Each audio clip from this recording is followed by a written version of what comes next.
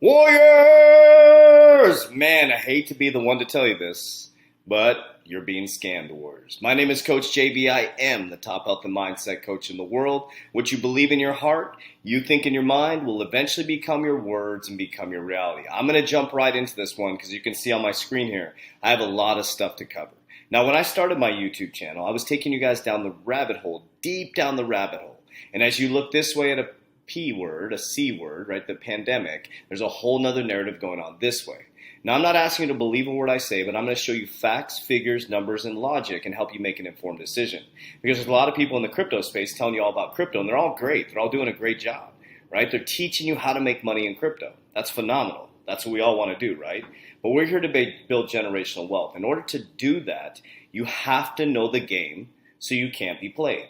So that you're not going to make silly decisions because somebody tells you that cryptocurrency is a fraud, based on no facts, figures, numbers, logic, based on a system that they were born into that teaches them how to be just over broke. So if you're taking your advice for someone who's just over broke or someone who's stuck in a fraudulent economic system, that might not be the wise counsel you're looking for. So I'm going to break down all the way from, we're going to go from when the dollar became the reserve currency, from Jekyll Island to 1971, detaching from the gold standard. I'll sprinkle in some of my banking knowledge and where we're at right now, okay? Now, you have to understand what a dollar is and what a currency is, right? Because that's what you're dealing with Bitcoin. As you're moving into the cryptocurrency space, it's a store of value. It's basically a digital gold. And so I'm going to break that down for you guys as we go along. If you want to join our private Warrior Academy, you can click the link down below in the description. What is in the Warrior Academy? So it's over 700 warriors now worldwide, 9 different countries. I show my exact portfolio. I'm not a financial advisor. It's not financial advice every time it updates. We also have a cryptocurrency call every single Thursday. We have a Discord with a bunch of warriors in there much smarter than me. I don't claim to be an expert. What I do is I surround myself with the best people in the world. That's the key to leadership, just like Henry Ford.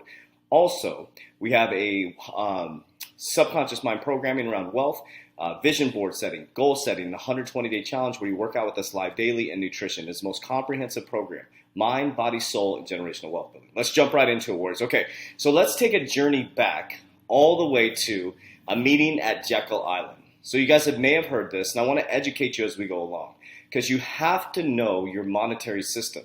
And I'll tell you what, warriors, the monetary system that we're in is a scam. Think about it. If we were just printing money into infinity, running up debt, what would happen to us? We'd be thrown in jail for that.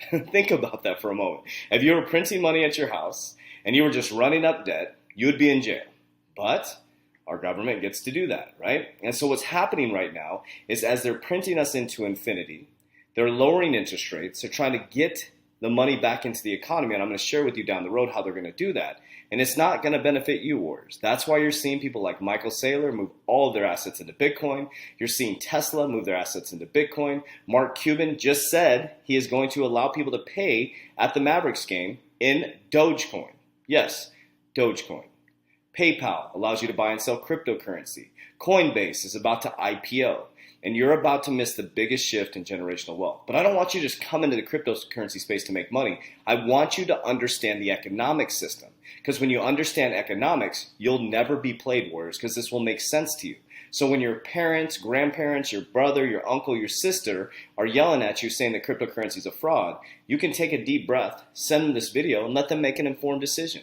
They probably don't understand economics because they were born into a system that teaches them just to be over broke. Okay? Millionaires and billionaires are not doing the same thing that you're doing. As you look this way and you are fearful, they buy that fear. And when you get excited, we're selling the excitement. When we see you get excited, we're out. Okay? When it goes down, we buy the fear. That's what the richest people in the world do. And so the richest people in the world are moving their money into stores of value. And I'm going to break that down for you guys. Okay? So at the meeting at Jekyll Island, I'd highly recommend you dive deep into this. Okay? So a secret gathering in a secluded island off the coast of Georgia in 1910 laid the foundation for the Federal Reserve System. In November 1910, 6 men, I'll get all their names here, but they planned to reform the nation's banking system. The meeting and its purpose was closely guarded secrets, and participants did not admit that the meeting occurred until the 1930s. Why would you have to have a secret meeting about this? Think about that. Why couldn't they admit till it was revealed in the 1930s? But I'm going to tell you why. So keep that key date, 1930s. Let me read that again. Okay, the participants did not admit that the meeting occurred until the 1930s. And I'm going to tell you my perception of what happened. But the plan written on the Jekyll Island laid out the foundation for what would eventually become your Federal Reserve System that you're operating right now. You're in the Federal Reserve System right now. Okay, so they talk about a need to reform the monetary system. But the key right here is in 1930, it was not revealed the secrets of the meeting and the participants until 1930. Okay, let's go down the road just a little bit. We'll revisit the Jekyll Island meeting, okay? How the US dollar became the world's reserve currency. The first US dollar, as it's known today, was printed in 1914, as it's known today, right? Upon the creation of the Federal Reserve Bank. So you got the Federal Reserve was created in a secret meeting that they didn't reveal till 1930. Then your US dollar was created in 1914. That made upon the creation of the Federal Reserve. Less than 6 decades later, the dollar officially became the world's reserve currency. However, its ascendancy to the throne actually began not long after the ink was dry on the first printed currency in 1914. So some key takeaways. The first U.S. dollar, as it is today, was printed in 1914 upon the creation of the Federal Reserve Bank. During World War II, the U.S. supplied the alias and got paid in gold, propelling the U.S. propelling the U.S. to the largest gold holder of gold. So during World War II, they were actually paid in gold and made us the largest holders of gold. So that made us a dominant force. After the war, countries linked their currencies to the dollar, which was linked to gold. Key. Okay, let's go back, look at some key factors. The secret meeting and who was there was not revealed until the 1930s. Okay, now the gold standard. Okay, the gold standard right here. The war countries linked their currencies to the dollar, which was linked by gold. The gold standard ended, but the dollar's reserve status remained. Today, more than 61% of all foreign banks reserved in denominations in U.S. dollars, and nearly 40% of the world's debt is in dollars. We are the dominant force. Now, something to think about is that we went back onto the gold standard, okay? So that's important. So we went off the gold standard, and due to some lack of instability, we went back onto the gold standard, okay? Then we had the stock market crash of 1929. Now, this is really important to understand, words. This is really important to understand. When did this happen? In 1929. When did they reveal who was at the secret meeting? In 1930. It is said, okay, I don't know, I wasn't there, but that J.P. Morgan signaled some false information that caused Black Monday, on October 28, 1929, the Dow Jones Industrial Average declined nearly 13%. The Federal Reserve leaders differed on how to respond to the event to support the financial system. Okay? The Roaring Twenties roared loudest and longest on the New York Stock Exchange. Share price rose to unprecedented heights. What's happening right now? Stock prices rose to unprecedented heights. The Dow Jones Industrial Average increased sixfold from 63 in August 1921 to 381 in September 1929. After the prices peaked, economist Irving Fisher proclaimed stock prices have reached what looks like a permanently high plateau. The narrative. The epic boom ended in a cataclysmic burst on Black Monday, October 28, 1929. The Dow declined nearly 13%. That's funny in the crypto space. That's like nothing. On the following day, Black Tuesday, the market dropped by another 12%. By mid-November, the Dow had lost almost half of its value. The slide continued through the summer of 1932. And when the Dow closed at 41.22, the lowest value value of the 20th century, 89% below its peak, the Dow did not return to its pre-crash heights until November 1954. Okay, so something to understand that's important is if you look from 1914 to the creation of currency, and then we're going to move towards to 1971. Now, during this time, in between the dollar creation, we went back onto the gold standard. Okay, so we were off the gold standard, we went back onto the gold standard, and then in 1971, I'm just going to throw this out there because we're going to revisit this. In 1971, the World Economic Forum was created by this man right here, Klaus Schwab. And it says, if we do not feel the need to talk for dialogue, we will live in a global dictatorship. Okay, so Klaus Schwab came on board in 1971. And ironically, in 1971, Nixon ends the convertibility of US dollars to gold and announces wage price controls. In 1971, with inflation on the rise and gold running loom, President Richard Nixon just pops onto a show. Team enacts the plan to end the dollar convertibility to gold and implement a wage price control, which soon brought the end of the Bretton Woods system. Okay? So now the Bretton Woods system is a gold standard to create stability within the dollar. President Richard Nixon, action in 1971 to end the dollar convertibility to gold and implemented wage price controls were intended to address the international dilemma of looming gold run on the domestic problem of inflation. The new economic policy marked the beginning and end of the Bretton Woods international monetary system and a temporary halted inflation. Okay, now remember, wars. So here, what was it, 1914, I think it was? The first creation of the US dollar to 1971 is around 50 years, okay? President Nixon ends the gold standard in 1971, which turns us into a printing machine. So now we became a fully debt-based society. The only way you can move money into the economy is to create debt. So when you put $300,000 worth of debt to buy a home into the economy, that creates $300,000 worth of salaries. Okay. Now, something that's important to understand about money in your banking system. So now we're in a printing machine, but your banks are allowed to do what's called fractional reserves. So I want to read this to you really quickly.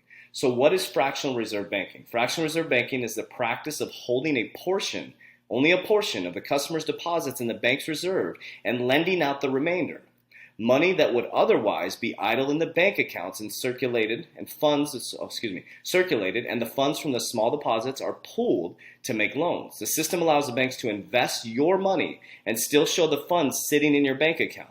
It is the core tenet of the banking and one in way to influence the supply money and grow the economy. So let's pause for just a moment and think about this. So President Nixon detaches us from the gold standard. Okay, your money's not backed by anything.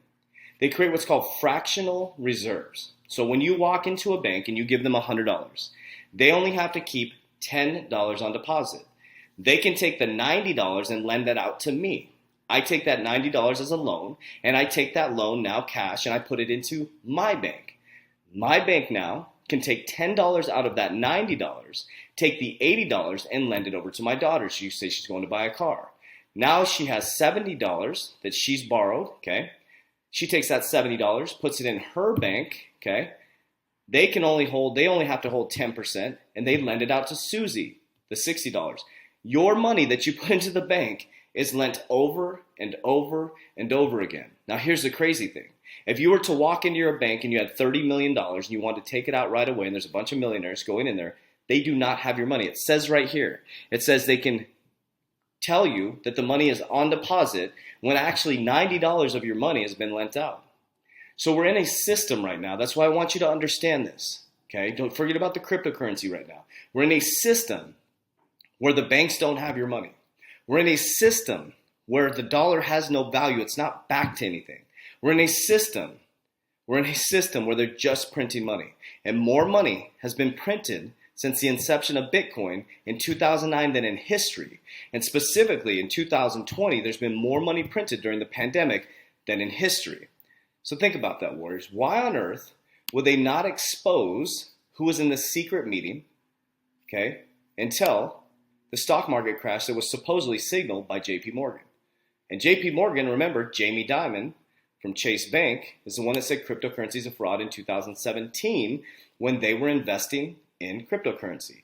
They were the ones that said cryptocurrency is a fraud and you're a criminal if you buy cryptocurrency, and JPM has their own coin and their own blockchain, fractional reserve lending. Okay? So basically, warriors, what you're in is what's called the Ponzi scheme. Now, you don't know this because you've been taught in a system that keeps you just over broke. That's what a job is, just over broke. Go to school, get a job. What happens at school? You get 2 recesses, a lunch break. What happens in your corporate job? You get 2 15-minute breaks and a lunch break. You're trained to be just over broke. So now we fast forward. Remember in 1929, the stocks were super overvalued. Okay, there was a bunch of FUD in the market. And if you look at Warren Buffett last year, Warren Buffett unloads a bunch of bank stocks. Interesting. Why would Warren Buffett, who called gold bugs, right? He was touted saying that they're gold bugs. He didn't like people who did gold. Warren Buffett, he closes out of his bank stocks, but he increases position 10% in one bank, Bank of America, and he moves into gold mining. Think about that for just a moment. Let's back up to here, the Bretton Woods Standard. Why would he go into gold? They're going to stores of value, warriors. We're in an economic cycle. From 1914 to 1971, it was about 50 years. From 1971 to 2021, it's about 57 years. If my math is off, I apologize. Do you see the cycle in human behavior? We're moving back to a store of value. Now, if you look at the Warren Buffett model, as of 3/5/2021, the stock market is significantly overvalued, according to the Buffett indicator. Based on the historical ratio of total market's GDP, that's gross domestic product. What gross domestic product is? All the products and services within America. If we sold them all, could we pay off our debt? We're basically currently at 188%. Think about that. So the total market cap over GDP is at 188%. Meanwhile, based on the historical ratio of newly introduced total market cap of over GDP plus total assets of the Federal Reserve Bank, currently at 139.5%. The stock market is significantly overvalued. Okay. Now, does this sound very familiar to the 1929?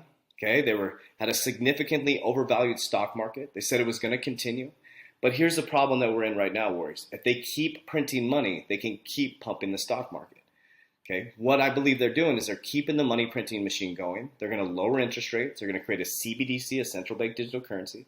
They're going to start giving you your stimulus checks on a central bank digital currency to keep you happy, the just over broke person. And they're going to be able to deflate the money within your account and force you to stimulate the economy. As inflation goes up, things cost more, your money is worth less, and the system continues. You're trapped in the system.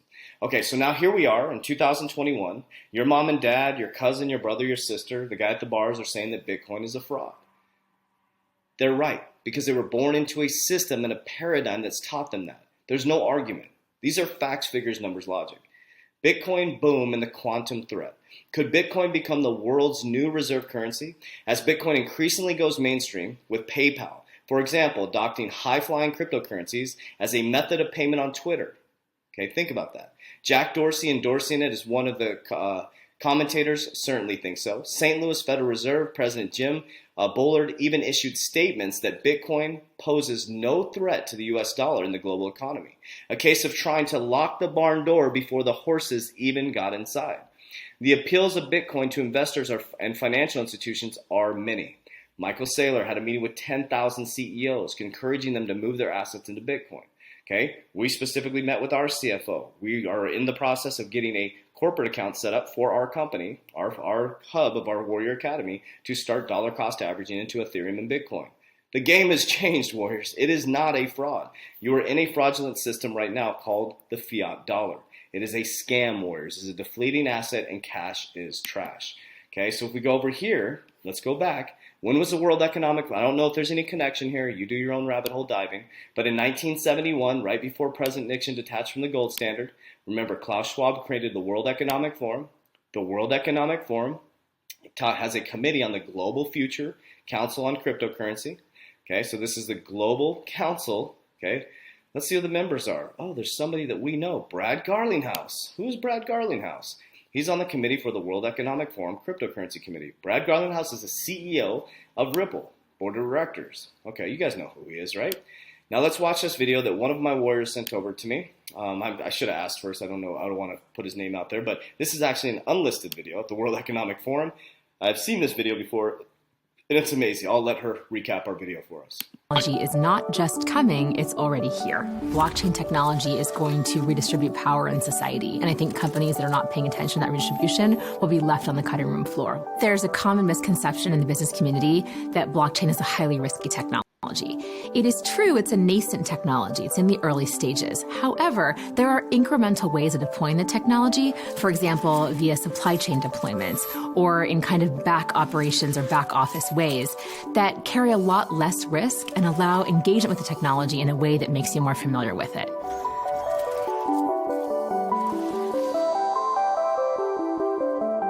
What we're trying to do in our work is identify gaps in governance that are impeding the adoption of this technology. And we're looking at projects that will help minimize the risks of the technology and really focus on its potential for financial inclusion and for betterment of society altogether. It's not really important that you understand how blockchain works. It matters that you know what it's for.